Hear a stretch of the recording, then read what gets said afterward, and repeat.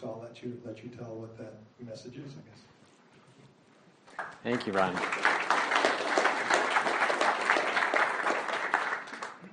Well, I think I have to start by, in terms of, since we're talking about temperatures, just point out that I'm enjoying my time here mostly because it's 66 degrees outside right now, which is 66 degrees warmer than my hometown of Minneapolis, Minnesota. So thank you for being a warm place that I can escape to in February.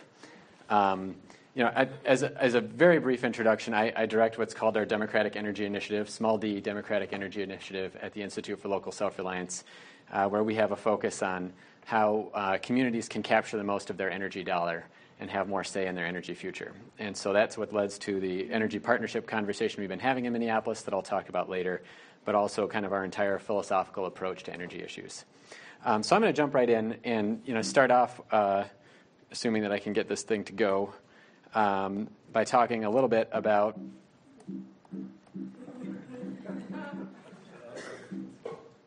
one of these buttons is going to work. I'm sure of it. Yeah, that's the one I used. There it goes. I'll stand right here. Thanks. You might need to. The white knight always has a square, right?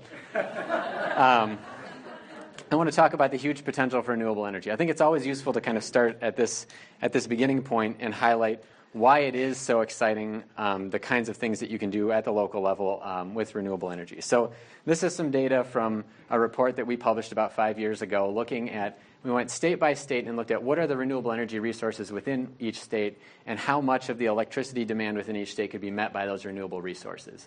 So we looked at wind power, we looked at rooftop solar, we looked at hydropower, we looked at geothermal, all sorts of different resources, compared that to the electricity demand in those states, and came up with about 2/3 of U.S. states can get 100% or more of their electricity from renewable resources within. Now, that's just matching up total electricity production with total electric demand. It's not an hourly kind of engineering analysis, but it's a big, huge sense of the fact that most communities can get an awful lot of their energy resources from nearby. And so this is the interactive portion. I told Ben that I was going to pick on him in the back row, but I'm going to actually let other people answer this one too, which is to ask what percent of Arizona electricity do you think could come from rooftop solar alone? So the previous page there gave you a hint that it's between 50 and 100% for all resources. What do you think for rooftop solar? And I do want some answers. 80? 49? Somebody's passing information back there. The answer is 49%. And I think this is really worth pointing out, first of all, because this is incredible. We're just talking about the rooftops of homes and small businesses, essentially, or commercial businesses. We're not talking about using any new land for energy production. We're just talking about our own rooftops. Half of our energy could come from solar arrays on rooftops. I just think that that's extraordinary, and to me that is one of the strongest possible arguments for moving in this direction. And as I'll talk about later, it makes an awful lot of economic sense as well. Speaking of potential, I think it's also worth pointing out that the solar energy potential that you have here, that 49%, is pretty competitive with what you pay for electricity. So the blue bars up there are the electricity rates for Tucson Electric Power for residential and commercial customers. And the yellow ones are when you use the National Renewable Energy Laboratory's model for what they think solar electricity would cost on residential rooftops and on commercial property. And then in the red, you have two actual solar projects that have been purchased by Pima County. The label on the smallest one is actually wrong. That's the Green Valley project, not the Operations Center project. But the point is that actual solar projects built in your community cost less than power from the utility. And as far as I'm concerned, that's all the proof you need to know that we should be going down that road. And of course, this is just part of a continuing trend in falling renewable energy costs. The orange bar there is for solar. It's been a 50% decrease over the past 5 years in the installed cost for solar energy. Wind power costs have also been coming down, minus some slight increase for materials costs in the past 2 years. And this is, I think, the last really important chart in terms of capturing the sense of potential. This comes from Tucson Electric Power's 15-year resource plan that they published in 2014. And what this is these are cumulative bars. So by 2028, they anticipate adding over 2,000 megawatts of new electric power generation resources. And to me, that's the opportunity. As you look at the fact that 49% of your electricity could come from rooftop solar, and the fact that solar costs less than the electricity that you can buy from the utility currently, well, if they need 2,000 megawatts of new renewable energy, then we better be talking about solar. So I'll get into that in a little bit more detail in a minute. The last thing I think is worth pointing out in terms of potential is that retail electricity prices are on the rise. It's actually quite a bit less here in Tucson than it has been in many other places around the country. But that change over time offers two opportunities. One is that it means that other things become more competitive, like solar. And it also means that it's a great chance to ask the question, what are we paying more for? If we're going to pay more for energy, maybe we should have a say in what we're going to pay more for. Is it going to be for solar, or is it going to be for fossil fuels? And that's the kind of question that we need to be asking of our utilities.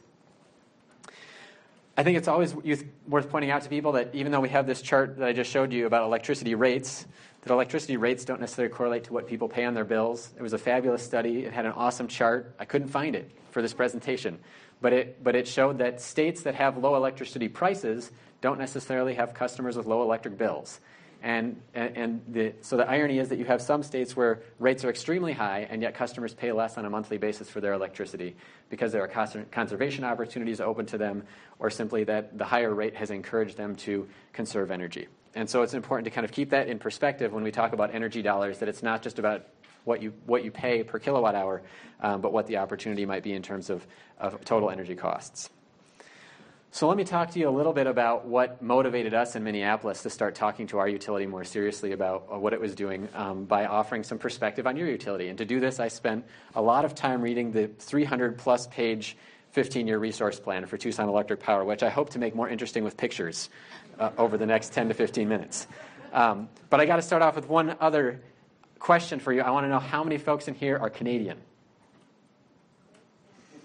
All right, very interesting. Your utility is owned by Canadians, which is useful for understanding the kind of choices that they make, which is not to say that it has anything to do with maple syrup or saying, things, having a funny name for the letter Z, but that when we want to understand why our utility does what it does, we need to, number one, follow the money, which leads back to a Canadian holding company that's going to make decisions on the basis of how much profit that they can make. And the second one is, what are the rules that this utility has to operate under? And they are established by the state legislature and enforced by the Arizona Corporation Commission.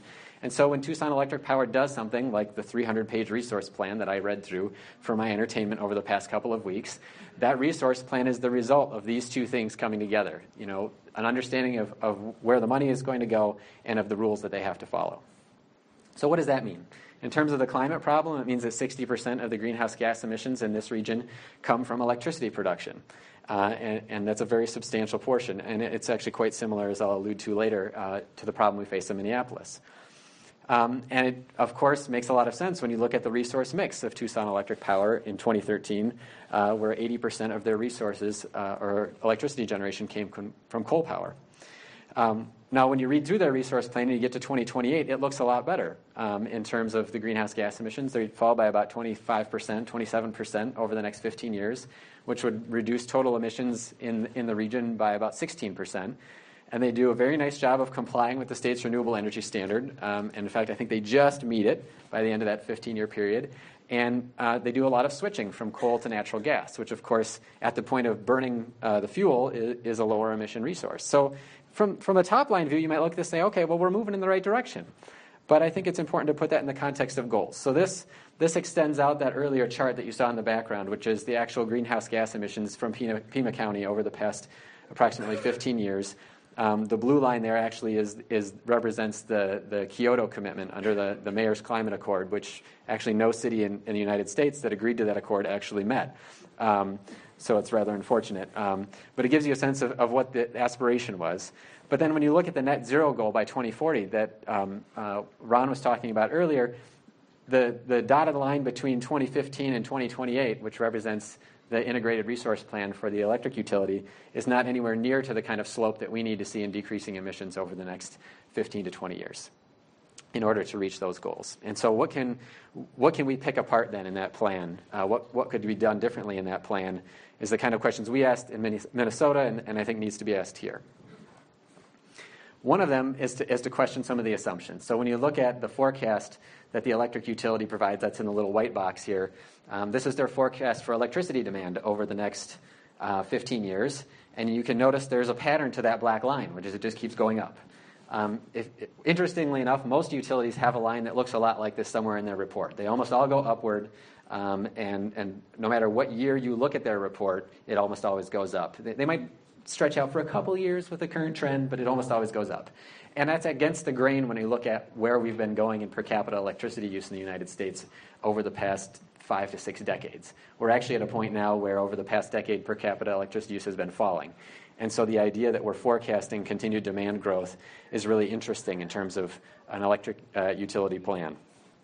Other things to pick apart in their resource plan, obviously, even though there is a substantial switch from coal to natural gas, there's still a heavy reliance on coal for more than 40% of electricity, and the cost to deliver that coal to Arizona power plants has continued to rise over the past decade.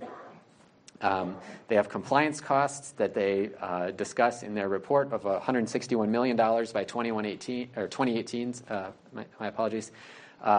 In order to comply with pollution control laws. And then you get to the meat of the plan, which is to switch from coal to natural gas. And what that means is about 1,200 megawatts, about half of that total that I mentioned earlier that they're talking about for new capacity, to come from new natural gas facilities that they would like to build.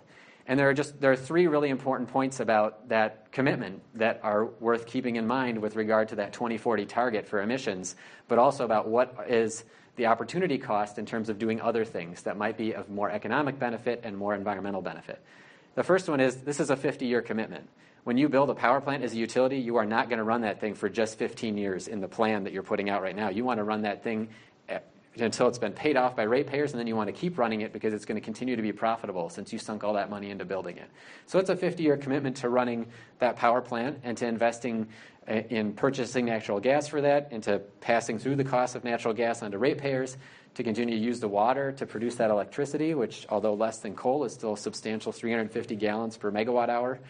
And it's a cost. The cost of that new power capacity is between about $90 and $120 per megawatt hour, or in plain English speak, between 8.8 and 11.9 cents per kilowatt hour, which is actually relatively close to what you would pay for power delivered to your own home. What that means, of course, is the power that comes to your house has a markup from the utility to you because of the cost of delivery and a lot of other things. So if their new natural gas power is going to cost this much, the retail price is going to be higher. And of course, part of that resource plan then is not only they're going to commit to this gas infrastructure, but they're going to do it in twice as much capacity for new natural gas as they are for renewables, because they only have a requirement to do a certain amount of renewables, and they're going to meet that and no more as far as that plan is concerned. So I got very interested in this cost thing. This is where we get really into the meat of it, and man, I hope you like charts for this next part. So here's the range of costs they have in their natural gas proposal. And I thought, well, let's go ahead and look at what they say for solar, because they've got you guys have a pretty darn good solar resource as far as I'm concerned. I come from Minnesota, and right now I don't even know if the sun is still up there when I go outside. It's cold enough. They say that solar is going to cost quite a bit more than natural gas, 16.6 cents per kilowatt hour in order to build solar facilities. And so if you take them at their word, you think, okay, well, I understand why you're going to build more natural gas than solar. It seems really expensive. Why are we going to do that? But they have this interesting piece of that 16.6 cents. It's called integration costs, and it's worth about a third of that total. And the more you dig into it, the more you start to understand that what integration means to a utility, an integration cost is this, that we will have to back up every kilowatt of solar for every minute of every day. In other words, we're going to build 2 power plants. When you build a solar array, we're going to build another power plant so that it can be there in case that solar array is not functioning. And there are a lot of reasons why this is just plain crazy. First of all, Tucson Electric Power is part of a larger interconnected transmission system that's part of what's called the Western Interconnection. And this region of the grid, like every region of the grid, has a requirement for what's called a reserve margin. This means that you take the absolute most electricity that is consumed on any hour of any day in the entire year, and let's just call that 100 units of energy, and you have to have at least 15 more, 115 available at any time, any hour, any day, to make sure that if that transmission line and this power plant all go offline at the same time, you can still deliver reliable power. The reserve margin, so the reserve margin requirement is 15 units, 15%, and right now the reserves in this area of the grid are 33 to 34%, which means you have a huge number of power plants that are sitting by, waiting to be used all year round, doing nothing. And so if solar is going to need backup, we've already got a lot of backup. I didn't look into exactly how many megawatts this is, but it's a lot of megawatts, and it's a lot more than they're planning to build over the next 15 years. Part two, the idea that you need to back up solar of every hour of every day implies that you don't actually know how much solar energy you're going to get at a given time of day. We do know some things about when the sun is available to produce electricity. Google found it for me really fast, and I bet the utility can find it out the same way. So there is some predictability to the resource that we have available. And in fact, there's some excellent research going on at universities all around the country for how they can get more and more accurate predicting what the solar resource is going to be available from day to day and from hour to hour to allow utilities to plan around it. The third thing is that it is true that if you had one solar array that you had to back up, that there are going to be integration costs, there are going to be backup costs. And the perfect illustration of this is, I don't know if you've ever seen folks talk about, if you took a 25-mile square area of Arizona and put a huge solar array there, it could power the whole country. And what would happen there is, yes, you would have enormous backup costs because you would have to have redundant transmission feeds to lead all over the country to where that power has to go. If the clouds went over that array, you're going to lose a lot of power in a hurry for the whole country. So what makes a lot of sense from not only a security standpoint, but also from a managing power supply standpoint is just spread it out. Put it in different places. The sun is shining somewhere almost all of the time. And in fact, if you do that over just a 25 square mile area, for example, the size of this valley, you can drop those backup costs by an order of magnitude from, what this is in dollars per megawatt hour, so it would essentially be 4 cents a kilowatt hour down to a fraction of a cent per kilowatt hour. So that variability, that backup is very manageable when you start to disperse those solar arrays, which is, of course, exactly what we want to do when it comes to spreading the economic benefits of renewable energy. And then the last thing I think that's important to point out is that, yes, once we get to a point where we have absolutely loads of solar on our electricity system, there will be issues with backing it up and managing the variability of renewables, whether that's wind or sun. But right now we're talking about 4% of the entire system. And I'm not standing by a light switch, but I always like to do light switches as an example on this one. We can sit in this room and flick the lights on and off, and everybody could do it in every building on this campus, all at the same time, and the power grid's not going to go down. And that's because the power grid is built in such a way to account for a lot of variability. It has to be, because variability is happening all the time. We don't have to call TEP when we want to turn the lights on. And that's exactly the same kind of variability we're talking about just on the other side of the equation. This is power being fed into the system instead of power being taken out of the system. But to the managers of the grid, on the transmission system, the distribution system, it looks exactly the same. And so there's absolutely no reason that we have to be talking about backing up solar when we're talking about such a small fraction of our total power consumption. So we get back to this chart, and I took the liberty of taking out the integration costs. So we've changed the equation a little bit, because all of a sudden now we take TEP's number for the cost of solar, and it's pretty competitive with natural gas. And we get to start making the argument, well, why are we spending so much more on gas than solar? But we can take it a little further. We can go back to that chart I had earlier. We modeled some costs for solar, and they look lower. And we actually know what the cost of solar is in Pima County because we're paying it, and it's still way less than this. So that blue box with the question marks in it, I don't know why I took it out. But that used to say credibility gap. And it is a credibility gap, because you got to wonder, if your utility is telling you that solar costs 3 times as much as you're actually paying for it, what the heck are they smoking? So these are the kind of questions that we need to be asking of our utility when they put together a resource plan that says we're going to really be doubling down on natural gas, but we're not really going to be building a lot of solar, even though solar seems to be the cheaper resource over the long run, and certainly to have less of an impact on the climate.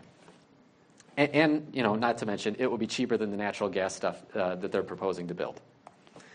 So let's get to Minneapolis and the city utility partnership, because we went through a lot of these same questions in Minneapolis with our electric utility and our gas utility, where essentially they were forecasting business as usual, and demand was going to be growing, and they were going to do a little saving on the margins, and they were going to meet all of the state requirements for renewables and efficiency, but they weren't really getting us to where we wanted to be as a city in terms of an 80% reduction in greenhouse gas emissions by 2050, but also a lot of goals around equity and economic development and things that are not taken into account by state policy. The state policy essentially says to the utility, you figure out how to do renewables.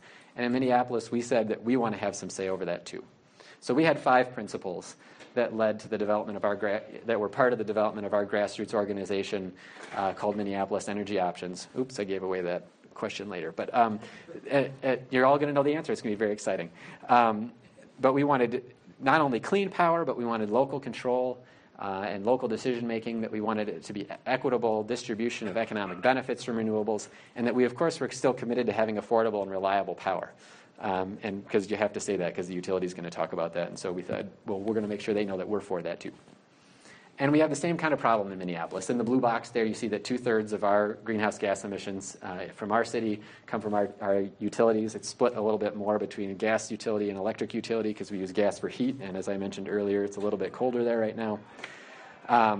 You all know the answer to this one. What was the name of our grassroots organization? Minneapolis Energy Options. Thank you.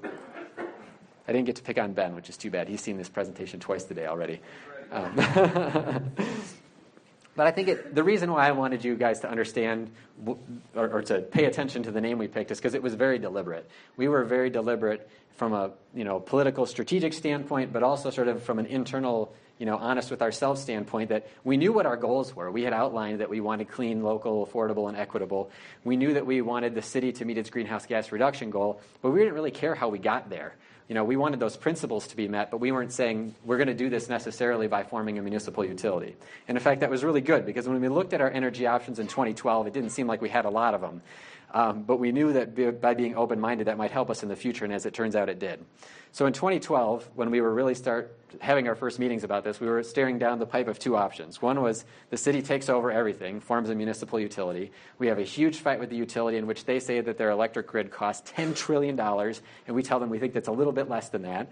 Or we figure out how to leverage this franchise contract, which is a 20-year contract that essentially smooths over all of the day-to-day operations for the utility. If you didn't have a franchise contract, the utility would probably have to pull a permit every time it wanted to repair a pole or wire or put in a new piece of infrastructure or whatever, and that's a big pain in the ass. So you do a franchise contract that says you can use our public right-of-way to deliver services, and in exchange you're going to put a little bit of revenue in our general fund, which is essentially a pass-through from your ratepayers, so they don't really care how much money that is, frankly. This contract lasts for about 20 years, and in Minneapolis it expired at the end of 2014. And we thought, okay, is there anything that we can do with this? And the lawyer folks told us not a whole lot. That state law was pretty clear that wasn't a good option. So we sort of went down, we went back to that municipal utility option. We said, okay, well, how can we massage this a little bit? And as it turns out, in Minnesota, the state law says you have a referendum to form a municipal utility that gives the city the authority, and then city council has to take a further step of actually forming a municipal utility. And we said, okay, well, what if we just put the issue on the ballot and told people to vote yes for that, but that they were voting yes just to authorize the city to do something and not actually form a municipal utility? And so that was the nexus of our activity in the next year in 2013. It also happened to be a municipal election year, so the city council and the mayor were up for election, which was very convenient because we were able to make this a big issue in the campaign. We teamed up with a bunch of grassroots organizations that were doing door-to-door canvassing. And what we basically did was energy became an issue in the campaign for the first time in a long time in Minneapolis, where people were starting to ask the question of, how do we get something better in our energy system? And they were asking their city council candidates, how are you going to do something different? What do you support? Do you support this effort by Minneapolis Energy Options? And as it turns out, a number of them did, which was very useful for us when they were successful in their election campaigns. But what ended up also happening during that time, and that finally broadened the field for us in terms of options, was that the city commissioned what it called a pathways study, the results of which were being researched during that campaign and came out after the campaign. And they came up with 3 additional options for us that were sort of in the middle ground. The top 2 there, franchise reform and community choice aggregation, were policies that would require additional changes in state law. And we didn't think, despite the fact that in Minnesota we had Democrats that controlled all of the legislature and held the governor's mansion, we still didn't think we would necessarily be able to pass those. So this energy partnership option looked like an awfully good thing that we could try. And that's that's where we ended up going. So in October of last year, the utilities, kind of pushed by that public campaign in 2013, had said we would like to form a partnership. They spent much of 2014 in negotiation with the city about what that would look like. And in October, they signed a 10-year franchise and a 10-year partnership agreement with a 5-year opt-out for the city, which gives us the opportunity to work with them over a shorter period of time than the original 20 years to see if they can actually deliver, and also, frankly, gives us some fodder if we ever want to go back to that municipalization question. We now have a partnership that we can say either succeeded or did not succeed. And what we've got right now is we're figuring out, well, what is it going to mean? What is this partnership going to do? And our 2-year work plan involves a lot of what we hope are we've called ambitious but achievable items. So the city already has an ordinance that grades large commercial buildings on their energy efficiency, and for property owners have to publish that information when they're selling the property or taking on new tenants. We're hoping to get the city to also do an ordinance that would grade residential properties so that there's already inspections done on residential properties when they sell in Minneapolis for what we call our truth in housing. Those inspectors could do energy audits of properties at the same time, and properties could be graded to give people a sense of the cost of ownership of that property. We want very robust energy efficiency options available for homeowners and for renters, so multifamily and single-family households. We're very interested in doing that in a very grassroots, community-oriented way. So we have a lot of grassroots connections in our campaign that we are interested in offering to the utilities so that they can actually get to people and have people that they trust talking to them about these services. We want the picture of the bill there is to represent on-bill repayment. We want it to be very easy for people to finance these energy efficiency and renewable energy improvements. We want to see lots of community solar developed in Minneapolis, and we're supported by a 2013 state law that requires that be offered, which is very helpful. And we want the city to take care of all the low-hanging fruit out there, like turning all the streetlights into LEDs, which are a very short-term payback in terms of energy consumption.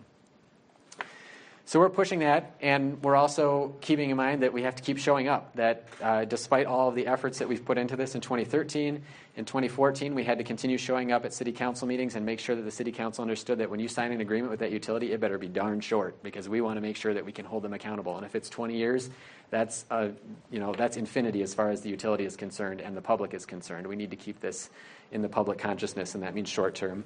And we had to show up again, even after the partnership agreement was signed in October. A couple of city council members thought it would be a great idea to cut in half the city's budget for this new partnership. And we had to show up and tell them, actually, that's a terrible idea, and you better not do that, because that's not what we thought you meant when you said that you supported our campaign when you were running for office. So we made it very clear to them that that was not going to be okay. And they seem to have gotten the message, because the budget was restored. So there's a couple other things that I want to share with you. I'm happy to talk more about kind of what's going on with the partnership and whatnot in Minneapolis, and maybe as part of question and answer. But I think one of the key areas that I want to leave you with is this notion about the value of local power. And I kind of mean that in two respects, not only local energy, but also generating local political power to have more control over the energy system. Because this is a big piece of my work and the perspective that I bring to the campaign that we have in Minneapolis. To take the very 30,000-foot view of it, this is a study put out by Accenture in December of 2014, and it basically warned utilities, you stand to lose $48 billion in the next decade because of distributed generation and energy efficiency. Distributed generation refers to things like rooftop solar. And you flip that around and you say to yourself, okay, well, where's that $48 billion go? That's going to electricity customers. This is actually a good story for us. But it's the kind of the big picture that we take in our work with the utilities, is to say to them, you have a threat right now to your bottom line, and we can either help you with that, or we can simply stand by and cheer on as these kind of things happen. That is the kind of opportunity that we're offering you, is that because we are your electric customers and because we are working with the city in this kind of partnership, we can be helpful to you in going, in partnership to the Public Utilities Commission and telling them we need to change your business model so that this kind of thing doesn't happen to you, and yet that we can still have the benefits of energy efficiency and distributed generation. Another one is getting an accurate price on what solar is worth to the utility, because one of the big fights, in a lot of different states, including Arizona, is whether or not there are subsidies being given to solar producers. So I think it's always interesting to see what do other utilities pay for solar. So Austin Energy, municipal in Texas, was paying 12.8 cents per kilowatt hour for solar in 2014.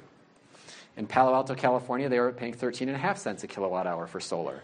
And that's on the basis of the fact that it provides energy to the grid, but does it during peak energy demand periods. It's close to where we use energy, so there are limited losses. It can be a lot more responsive by being built right where we need energy to be produced. And the same thing is true in Minnesota. We actually have a value of solar formula. It hasn't been adopted by Xcel Energy, which is our largest utility. But they've run the numbers and found out that solar is worth about 12 cents a kilowatt hour to them.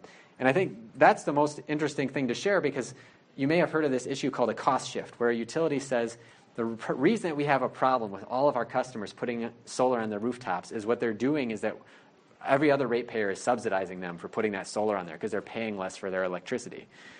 what that ignores, of course, is that electricity is actually worth something that they're putting onto the grid. And as it turns out, it tends to be worth more than that solar producer actually gets paid by the utility for that power. And that's the case in Minnesota, for example. I can only imagine that the value of solar would be a little bit higher here, especially given your excellent solar resource. And not to mention your net metering payment is lower. So the delta here is probably even larger for Tucson Electric Power and for other Arizona utilities. And what that means, as far as I'm concerned, is that the arguments up to now have been full of crap. And that, yes, in the future, you may have an issue about revenue from solar energy producers, but why don't we talk about how you could repay all of those solar producers for all the nice benefits they were giving over the many past years? That might be where you should be starting the conversation instead of the way that they like to do it. But there's more than the value of that energy to the grid. There's the value to the local economy. When we talk about a megawatt of solar, a megawatt is about how much you could put on the roof of a very large big box store like an IKEA. It adds $2.5 million and 20 construction jobs to the economy based on economic models done by the National Renewable Energy Labs. But even more to the point, if that is a locally owned solar array, then up to $5 million of electricity spending, or electricity money that would have been spent, given to that utility, is now kept within the local economy. And so there's a huge opportunity for local economic development with solar power. And of course, when it comes to the political power, too, it's also important. There's this really fascinating study that was done of a couple of German villages. Both of them had wind power projects that were built near the town. In one case, it was not locally owned. It was probably owned by the utility. And in the other case, it was locally owned. And they did a survey, and they went out to folks, and they said, okay, knowing that you've got this wind power project nearby, how do you feel about having more wind power built near your town? And again, the difference between the towns was, in one case, the project was locally owned, in the other case, it wasn't. And what they found is there was a huge difference in the approval of doing more renewable energy development, of doing more wind power development when it was locally owned. Because the folks there had skin in the game. They had put some of their money and were seeing some economic return from their investment. And I think this is a reminder of the crucial issue that I was alluding to earlier about the state having a renewable energy standard that gives the utility a license to do it any way it sees fit, is that the way you do it matters if you care about ongoing progress on climate and energy. Because the people that you need to engage, that you need to support you, are more likely to do so if they see a real way to benefit from it economically, and not just to see it as some sort of airy-fairy environmental benefit. And of course, in countries that are successful in implementing policy like that support local economic development, it kind of runs with itself. In Germany, they've got now about 75,000 megawatts of renewable energy on their system. They're about 20% renewable, approaching 25% renewable electricity in comparison with Tucson Electric Power, which is 4%. And about half of that is owned by individuals and farmers as part of energy cooperatives. And so it's just a remarkable shift in the ownership of the electricity system, facilitated by some good policy and the economic opportunity that people had when they invested. So I got one other thing to talk about, which is water. It's always a novelty for me, coming from Minnesota, where we have 10,000 lakes, or it's actually more like 14,000. But it's very significant when we talk about energy production, because of course Arizona has most of its water coming from the Colorado River, and it has the lowest water rights from the Colorado River. And it means in times of drought like now, when the shortage may mean cutting off some of that supply, that you might have water storage that will allow people to not be shorted in their actual consumption of water, but because there are fewer water sales from that project, water rates are going to go up. And as I mentioned earlier, that there are 1,200 megawatts of natural gas that your utility wants to build, each one using 350 gallons for every megawatt hour it produces. That's a lot of water, and that's going to be a lot of cost that then gets passed on through electric rates to ratepayers. And right now it's already a significant portion. Tucson Electric Power consumes about 15% of the water that's used by the Tucson community for electricity production. Obviously, not all their power plants are in this area, but that's just to give you a sense of how much of the water resources are being used in electricity production. I want to just spend a couple minutes talking about how the future could be different. This gets a little bit wonky, and I apologize for that, but I come from a wonky world. It's hard for me to avoid it. In the blue, focus on the blue first here, that's what people are calling Utility 2.0, which is like the utility business model of the future. And what they're looking at are three principles on the bottom there, that the utility of the future will be focused not on just a least cost delivery of electricity, but will be focused on forming a flexible, efficient, and low carbon electricity system. And that what they mean by having these three principles is that is what you want to be paying the utility for, is that if they can create a flexible, efficient, low-carbon system, that's how they should get paid. Not the way we do it now where we say, build a power plant and we'll give you a return on investment on it. But instead, deliver energy of this quality and we will pay you for that. And I add to that a couple different principles that are not often discussed, but I think are really integral to what Tucson hopes to accomplish and what we hope to accomplish in Minneapolis and I think many other communities, which is that we need a couple other principles that focus on that $48 billion opportunity, which is how do we have local control, local say over our energy future, and how do we make it there be a more equitable distribution of the economic benefits.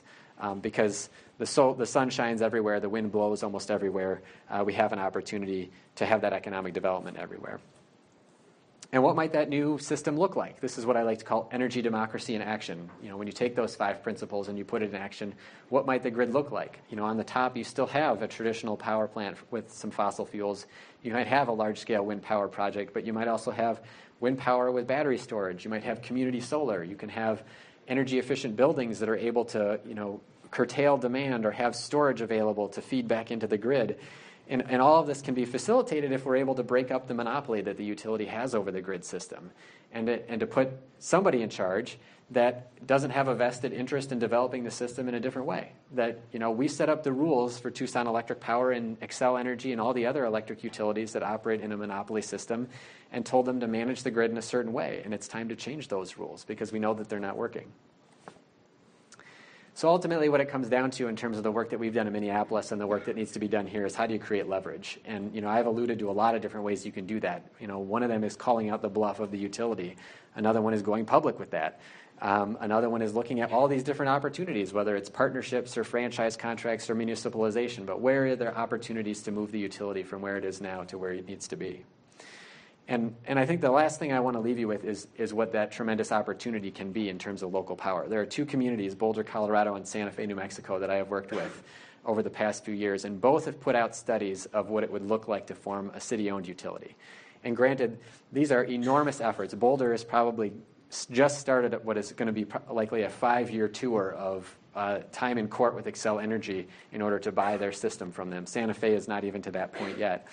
But what their studies have done, and they are very robust and forthright studies, is that they've said we can get rid of coal power entirely. And some of them have been operating with very coal-heavy utilities, that we can double the amount of renewable energy that we have on the system, and that we can do that at a cost that's comparable to what the existing utility is offering us. And this is the kind of thing that we were able to take around Minneapolis when we were starting our campaign and say to folks, look, we might not want to form a municipal utility like these communities are saying they want to do, but what we do know is that there's a lot more that we can ask for than what we're getting right now. And that's all that really matters. Thank you.